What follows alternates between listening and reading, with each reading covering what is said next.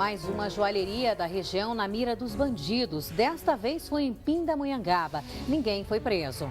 Imagens mostram o momento exato em que o chefe da Dizzy é morto no trânsito de São José dos Campos. Em uma reportagem especial, vamos discutir o porquê prefeitos da região se envolvem em polêmicas. Estes e outros destaques agora no Band Cidade, segunda edição.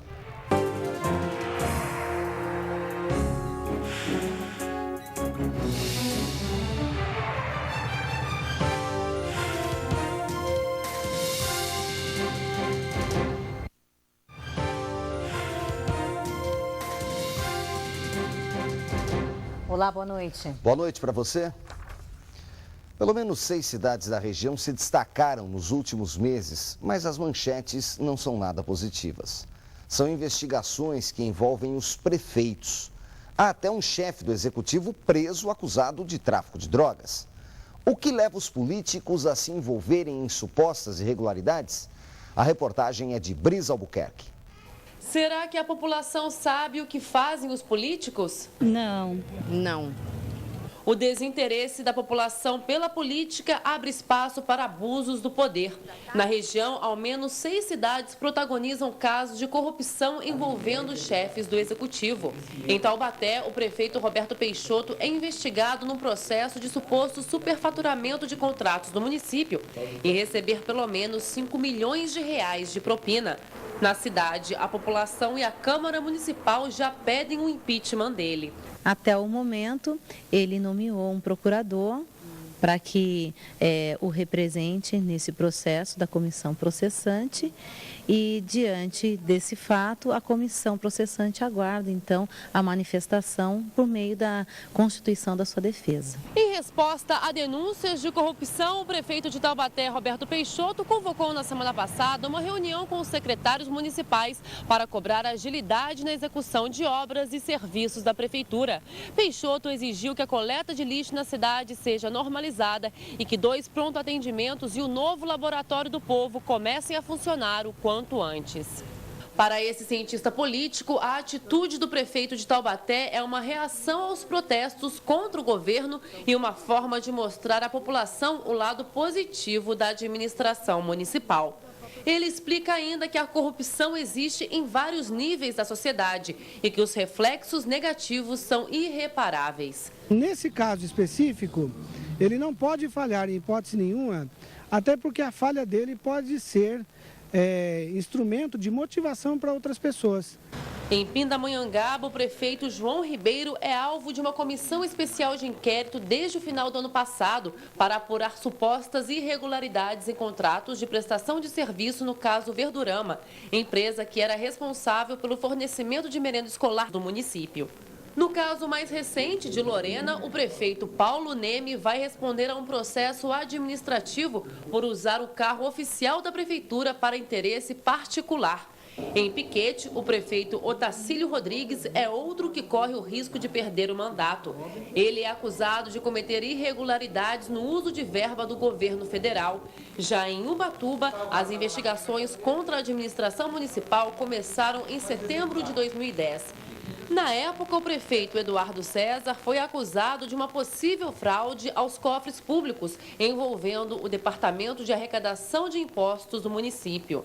Já em Santa Branca, o prefeito Odair Leal da Rocha Júnior está preso por tráfico de drogas. O cientista político diz que a solução para esses casos de corrupção é a mudança nas estruturas dos partidos políticos. Mais do que votar numa pessoa que seja boa, num bom vizinho, ou numa pessoa que pertença a um determinado grupo ou segmento social, quem determina hoje a ação partidária são os partidos políticos.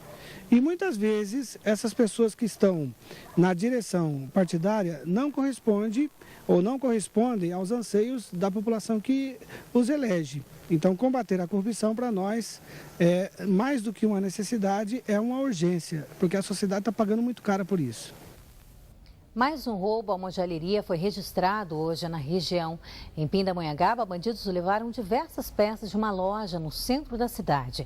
Não foi informado o valor das mercadorias roubadas e até o momento ninguém foi preso.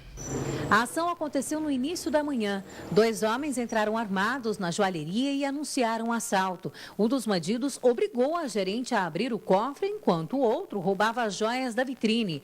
Há suspeitas de que mais pessoas acobertavam o crime do lado de fora da loja. A Polícia Civil pede ajuda da população para identificar os suspeitos.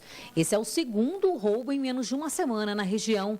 No último sábado, uma joalheria que funciona no piso térreo desse shopping em São José dos Campos foi alvo de bandidos. A ação foi rápida, não durou mais que 5 minutos. O ladrão levou joias avaliadas em R$20 mil.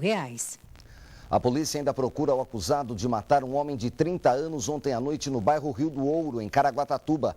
A vítima chegou a ser socorrida, mas não resistiu. Na manhã de hoje, um homem foi encontrado morto baleado com 6 tiros no rosto no bairro Araretama, em Pindamonhangaba. A vítima já tinha passagem pela polícia por roubo e furto. Em Aparecida, um homem morreu hoje depois de ser baleado por criminosos na Vila Mariana. O autor dos disparos continua foragido. A nossa equipe teve acesso às imagens do momento do acidente que matou hoje pela manhã o chefe dos investigadores da DISE de São José dos Campos, em uma avenida no bairro Urbanova.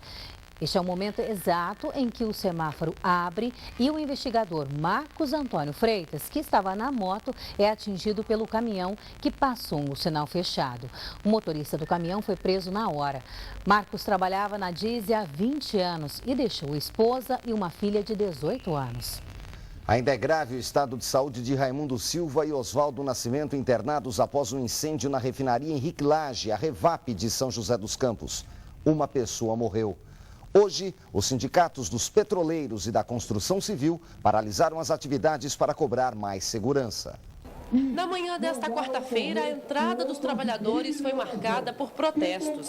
Em assembleia, em frente à Revap, cerca de 6 mil funcionários decidiram iniciar uma paralisação por tempo indeterminado. Em meio à manifestação, 1 minuto de silêncio e uma oração em memória ao colega de trabalho, que morreu após o acidente na tarde de ontem. Ave Maria, cheia de graça, Senhor é convosco. O princípio de incêndio que matou o trabalhador e feriu outros 2 começou por volta de 13h30 da tarde desta terça-feira e atingiu uma unidade de processamento de diesel na refinaria Henrique Lage.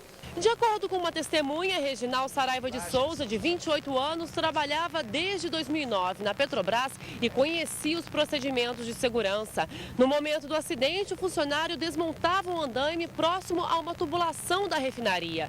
Mesmo com equipamento de segurança, as chamas da explosão atingiram o trabalhador. Os trabalhadores temem que outro acidente aconteça.